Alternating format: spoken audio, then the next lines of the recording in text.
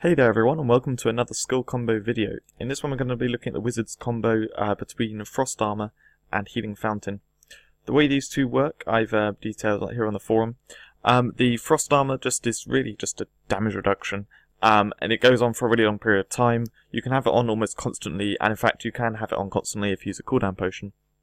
Then the Fountain heals you by a percentage of your health every second, and it lasts 10 seconds. So the idea is, these are both long, very long duration buffs. So compare it to combo 1, where the Frost Armor gives a small damage reduction, a reasonable damage reduction for a long period of time, and then Protection Bubble gives you a lot of defense for a few seconds. So in that video, the previous video, what I really showed was how you can fully tank for a few seconds before then, needing to get out of the combat or whatever. This doesn't work like that. It's not fully tanking up. But what it does mean is you can tank small amounts of damage. You can do this with lifesteal and that kind of stuff as well, but it's nice to have in the skills here, and leveling up increases it by a lot. So if you look at it originally, I detailed some of the numbers here if you read through. Where is this? Yes, so with them both at 10 out of 99, it heals you by the equivalent of 25% of your health every second. That's taking into account the damage reduction. So if you'd normally be killed in 4 seconds by what you're being attacked by, instead you are fully tanking that, you'll be healing back in as much as you're being hurt. Increasing them, leveling them up increases them by more. Healing Fountain goes from 10% heal to a 20% heal at full, so that will double it. And Frost Armor goes from a 60% damage reduction to 75%, which increases it by about, it's 1.6 I think. But anyway, I'm going to show them with leveled up skills as well.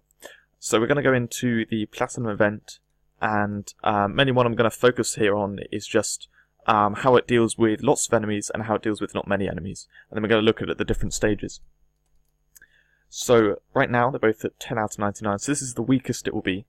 And if we just put this on, when there are lots of enemies right now, if you just watch my health, well, okay, I think I got one shot there, so I'll just do it again, because yeah, again, unlike a Protection Bubble, this won't protect you from one-shots.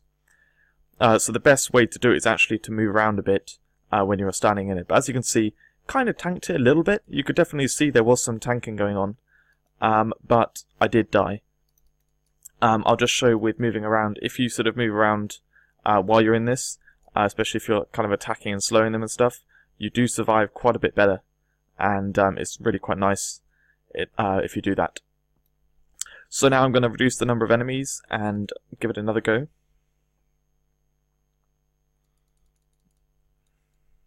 So if I just fire this in, hopefully I can take out some enemies. Yep, there we go. Okay. Alright, so now there are 2 enemies. We stand in this. Ooh, okay. I got down to quite low health. But as you can see, it is tanking them pretty nicely.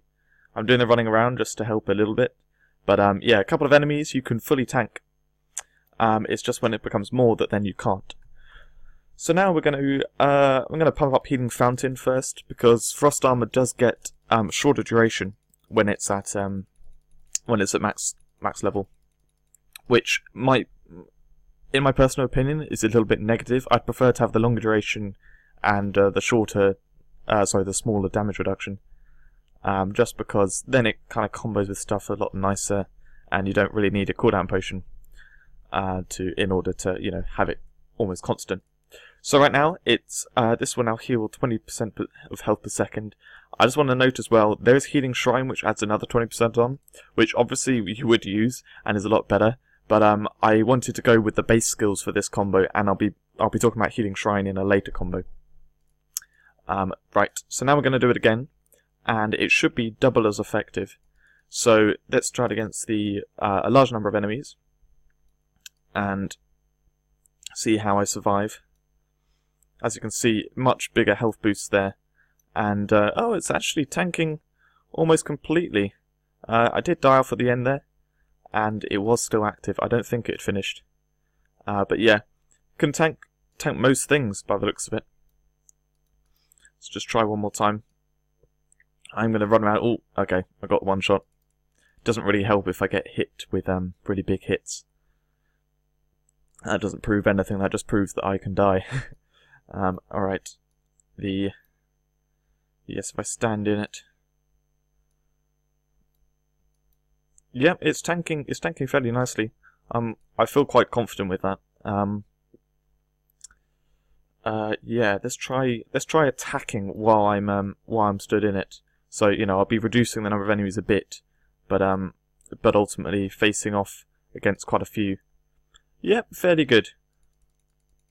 Okay, so now we're going to do it against a few number of enemies, and to be honest, I know already from the test on the last one that actually, when it's only against a couple of enemies, you're going to be tanking up completely.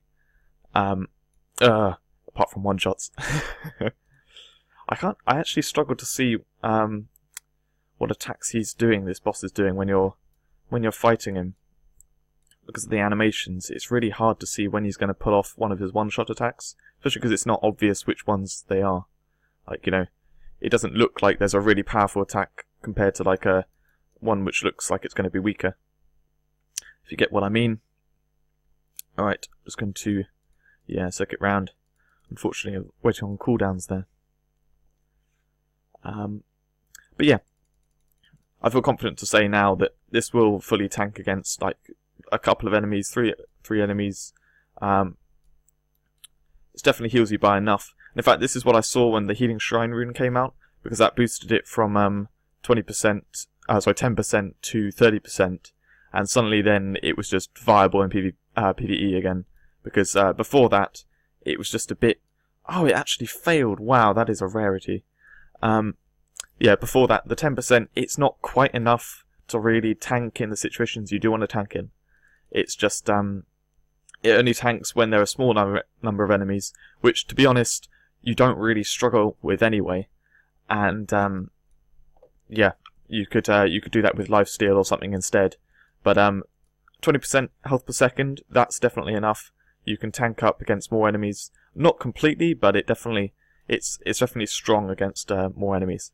So now I'm going to take Frost Armor up to level 99, just to see exactly how much you can tank, whether you can like very comfortably fully tank against a large number of enemies. I'm not actually sure, but it should be interesting anyway. This event is fairly good for testing this kind of stuff, because the number of enemies, it's not hugely overwhelming. It's not like some events or some tournaments where there are actually loads of enemies, there's loads of damage coming in, and no matter what you do, you can't tank. So this is more kind of reasonable amount that you could really, you can test this stuff on. Anyways, so now I'm going to get a load of enemies and see how it does against them. Don't know why I just walked into that beam. Alright. Come on, I want more. There are a few now. Alright. Let's stand and tank. Ah. I wasn't at high enough health. Okay. Lots of enemies there. Let's tank up. Does it tank up enough? That looks pretty good actually. Oh, it's going down. My health is going down, but there are lots of enemies. So it tanked fairly well until I was sort of getting hit more by the enemies. Looks pretty good though.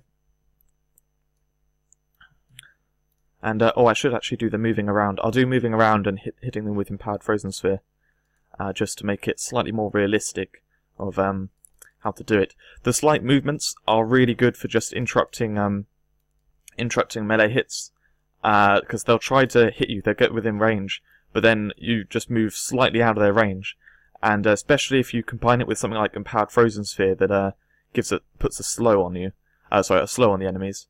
That is really good for just yeah, keeping them away and not actually getting hit without needing to run really far away. So yeah, I'm fairly confident about just tanking with this. I've got no protection bubble on here. I'm not like overly powerful, and yeah, I was tanking other than when I was, just running into the beams of light there. Obviously there's a cooldown potion active, so I wouldn't be able to use Healing Fountain quite so frequently, because that is a problem with it. It's got long cooldown. But in terms of tanking for a period of time, that is awesome. And yeah, definitely very strong. I like this combo a lot. It's excellent as well in PvP. That's really where it comes into its own. Is in PvP, you don't have like so many ridiculous one-shot attacks like you do in PvE. I mean, in almost all PvE content, you'll be facing a boss, and the boss will have a one-shot, which is there, you know, to catch you out, and it's something which you can probably avoid. But yeah, it's a very hard-hitting move. In PvP, there are one-shot attacks, but they only really one-shot you if you have no defense on. If you do have defense, then you're not going to get one-shot by them. And so this combo, which is basically a tanking combo, it's not really a survive one-shot combo. That works really well for PvP, and in fact, Healing Fountain also has a 25% damage reduction in PvP. So it's incredibly strong for PvP, great for PvE, and I would generally not recommend Healing Fountain so much on the hotbar for the 5 skills, just because of the long cooldown. It's not the most reliable thing. But since now we've got 10 skills, which I have sort of early preview here, and I don't want to go into details because it's not in the game yet. But yeah, definitely Healing Fountain can fit into people's setups now, and I'd highly recommend using this combo all the time in PvE. It's excellent for that, and yeah, I hope you enjoyed the video. I hope this explained everything in enough detail. I felt like it's one of the ones which I can actually show a bit better, and it's not sort of damage numbers which then they're kind of not really obvious because my damage is different to your damage and stuff. But yeah, so this is good. I felt like it was a good representation of how the skills and the combo works. So, thank you very much for watching. I will see you in the next one.